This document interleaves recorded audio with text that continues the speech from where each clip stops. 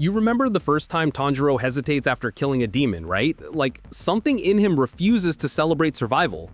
This whole question starts around the Tsuzumi Mansion arc, when Kyogai is defeated and Tanjiro bows to him in silence. In canon, Kyogai has murdered innocents, twisted rooms like toys. Yet Tanjiro still whispers respect like he's at a funeral. Most viewers see kindness, but here's the darker truth that rewires everything about Tanjiro's mercy toward monsters. Tanjiro doesn't forgive demons because he's soft. He forgives them because he knows exactly how easy it is to become one.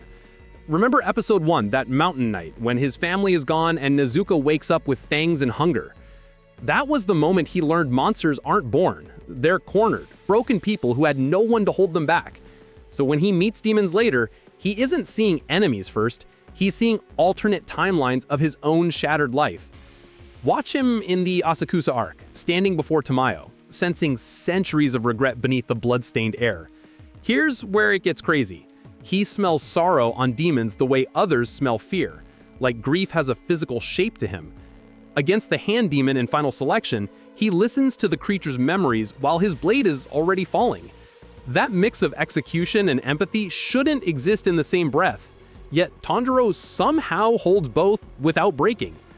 This isn't mercy for redemption, it's mercy for closure, the kind he never got when his own world collapsed. When he kneels beside dying demons, he isn't sparing them, he's witnessing them so they don't vanish as nothing. And this is the part fans argue about endlessly, because how do you honor something that just destroyed everything it touched? Look at Mount Natagumo, Rui screaming about family while spiders choke the forest into a graveyard of broken bonds. Tanjiro doesn't justify Rui, but he understands him in a way that makes the kill feel heavier than the fight. He whispers apologies not because Rui deserves them, but because Tanjiro needs to remember what rage would cost him. Every time he lowers his voice after a battle, it's like he's talking to the ghost of the person he might have become. And if you track this pattern, his mercy isn't weakness at all. It's the line he draws between himself and darkness. Here's the hidden divergence. Imagine Tanjiro once promised himself that no one would die unhurt again. Not demons, not humans, not even monsters. In canon, he never says that vow, but you feel it when he trembles before lower moons who are already fading. Watch the Mugen Train arc, when Enmu is destroyed and Tanjiro still looks haunted instead of relieved or victorious. Rengoku tells him to keep his heart burning, but Tanjiro hears something else. Keep your heart human, or you're already lost. By the time Entertainment District arrives, the streets are soaked with terror, yet Tanjiro still kneels beside Daki in her end. Here's where it hits hardest. Daki murdered families for decades, but Tanjiro doesn't see a monster. He sees abandonment screaming. He remembers carrying Nezuko through snow, and suddenly mercy becomes a survival instinct, not a moral achievement. During the Swordsmith Village chaos, when Hantengu splits into fear and rage, Tanjiro speaks gently to fragments of terror. Now imagine this scene differently. What if Tanjiro didn't speak softly? What if he killed in silence, like others do?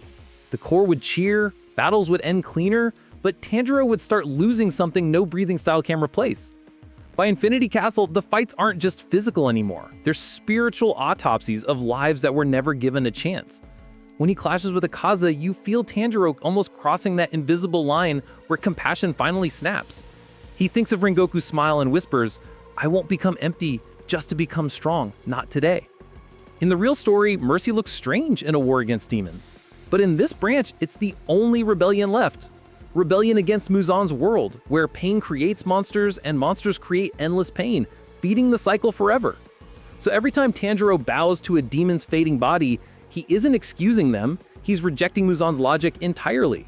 Would you still call him naive after seeing how easily the Corps loses themselves in blood and ranks and vengeance? Tell me which moment hit you hardest. Kyogai, Rui, Daki, or that quiet look after Enmu disappeared? And if you want more Demon Slayer breakdowns like this, stay close, because Tanjiro's mercy is the real blade of this story.